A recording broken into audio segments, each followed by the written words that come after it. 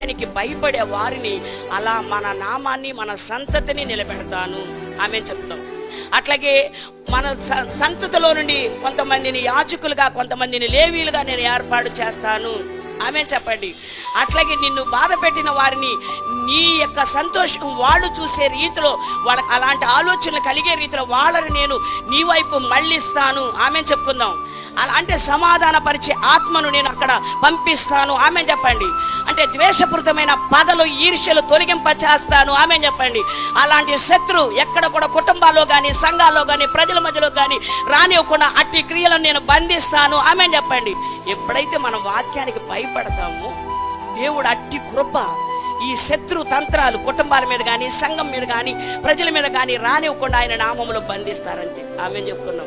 కనుక ఆయన అంటున్నాడు, వాక్యమునకు భయపడు వారులారా నా మాట వినండి. అర్థం చేసుకో.